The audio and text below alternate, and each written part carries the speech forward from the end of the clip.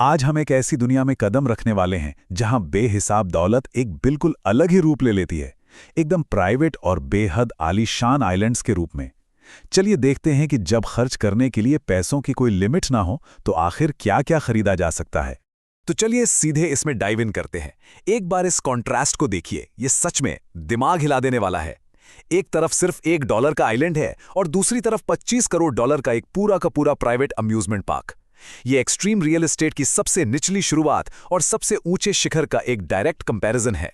हमारा पहला हिस्सा है बजट की खरीदारी, जिसमें हम सफ़र करेंगे $1 से लेकर $1 मिलियन तक। और शुरुआत होती है सिर्फ $1 से।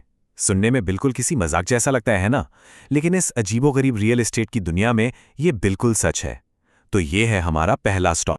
अब $1 खर्च करने की असलियत थोड़ी मजाकिया है। जमीन के नाम पर उम्मीद से बहुत छोटा हिस्सा मिलता है। असल में यहां जमीन कम और लकड़ी के खंभे ज्यादा नजर आते हैं, और एमेनिटीज या सुविधा के नाम पर सिर्फ ईंटों का एक ढेर और एक पुराना टॉयलेट। बस ठीक यही है $1 की पूरी असलियत। खैर, $1 की इस छोटी सी जगह से आगे बढ़ते हैं। अगला बड़ा माइलस्टोन आता है पूरे $1 मिलियन पर, जिसे मंकी आइलैंड कहा जाता है। ये जगह ना किसी क्योटिक कॉमेडी मूवी से कम नहीं है।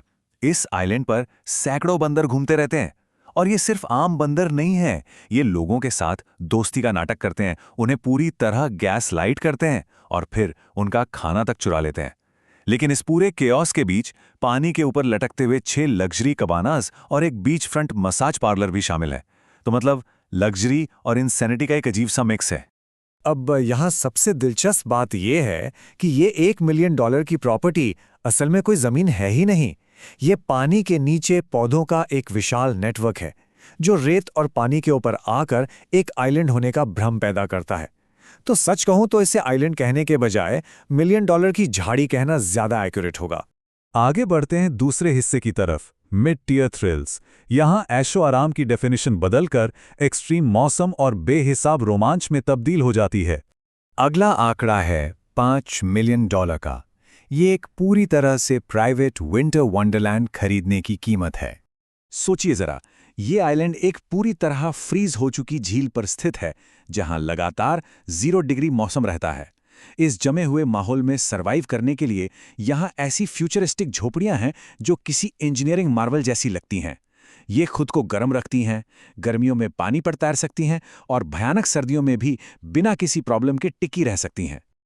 और ये स्लाइड बहुत ही शानदार तरीके से दिखाती है कि जैसे जैसे आइलैंड की कीमतें बढ़ती हैं, वहां तक पहुंचने के तरीके भी कितने अब्सर्ड और महंगे होते जाते हैं। $1 मिलियन तक जहां बोट से काम चल जाता था, वही $5 मिलियन के आइलैंड पर जाने के लिए अब हॉवरक्राफ्ट और डॉग स्लेट्स चाहिए। और $16 मिलियन तक आते आते सफ़र के लिए हेलीकॉप्टर और सबमरीन्स की ज़रूरत पड़ने लगती है। तो चलिए अब सीधे इस $16 मिलियन के मार्क पर फोकस करते हैं। इस आइलैंड पर जो ऐशो आराम का सामान है वो किसी साईफाई फिल्म से कम नहीं। एक ऐसा हेलीकॉप्टर जो उस आइलैंड के हिसाब से बहुत ही ज्यादा बड़ा है। कई जेट स्कीज, स्टैंडर्ड सबमरीन्स और यहां तक कि एक खास शार्क सबमरीन भी यहां मौजूद है। लेकिन सबसे हैरानी की बात पता है क्या है? वो बड़ा हेलीकॉप्टर लैंड करने के लिए नहीं, बल्कि ओशन में फ्री फॉल जंप लगाने के लिए एक बहुत ही महंगे डाइविंग बोर्ड की तरह यूज होता है। मतलब क्या ही कहें। तीसरा हिस्सा है मेगा एस्टेट्स। एक ऐसी दुनिया जहां दौलत से सिर्फ जमीन नहीं बल्कि निजी इकोसिस्टम और इतिहास खरीदे जाते हैं। ये लीजिए $45 मिलियन का एक और विशाल पड़ाव, जिसे रॉयल आइलैंड कहा जाता है। इस रॉयल आइलैंड की स्केल को इमेजिन करना भी मुश्किल है। यहाँ एक आलीशान हवेली है, 5 लग्जरी कबानाज हैं और सबसे अनोखी बात, इसका इतिहास। यहाँ सदियों पुराने गांव के खंडर हैं, जिनमें 1000 पाउंड का एक भारी पत्थर का स्लैब भी शामिल है। इन खंडरों को ढूंढने के लिए इस जंगल जैसे आइलैंड पर लिटरली ऑफ रोडिंग करनी पड़ती है। ये किसी रिजॉर्ट से ज़्यादा एक प्राइवेट सफारी जैसा फील होता है। और अब हम पहुंच चुके हैं $150 मिलियन के आंकड़े पर। यह एक ऐसी कीमत है जो किसी के भी होश उड़ा दे। ये प्रॉपर्टी पूरी तरह से सोलर और विंड पावर पर चलती है। इसे बनकर तैयार होने में लगभग 40 साल का वक्त लगा। इस आइलैंड की टोटल कीमत तो चलिए आसमान छूती ही है, लेकिन जरा इसको पर्सपेक्टिव में रखकर देखिए। इस आइलैंड को सिर्फ एक दिन के लिए किराए पर लेने का खर्च $1,40,000 है। ये आमतौर पर कई लोगों की पूरी जिंदगी भर की कमाई से भी ज्यादा है।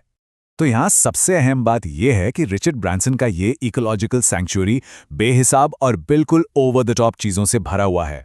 यहाँ आने वाले हर एक मेहमान के लिए 10 स्टाफ मेंबर हैं, 8 मेगा मैंशंस हैं, एक ऐसी गोल्फ रेंज जहाँ गोल्फ बॉल को मछलियों के खाने से बनाया गया है। यहाँ लुप्तप्राय लीमूर हैं, 200 साल तक जीने वाले कछुए हैं, और अगर लगता है ये काफ़ी नहीं था तो यहाँ सुशी परोसने के लिए लिटरली मर्मेड्स यानी जलपरियां भी मौजूद हैं। एक जगह पर इतना सब कुछ सच में दिमाग चकरा देने वाला है। इन सब हैरत अंगेज नज़ारों के बाद एक बहुत ही गहरा सवाल उठता है। इतनी एक्सट्रीम लग्जरी, अजीबोगरीब शौक और इतने एग्जॉटिक जानवरों के बाद आखिर एक $1/4 अरब यानी 25 करोड़ डॉलर देकर कोई क्या ही खरीद सकता है? ऐसा क्या बचा है जो इन सब से भी ऊपर हो?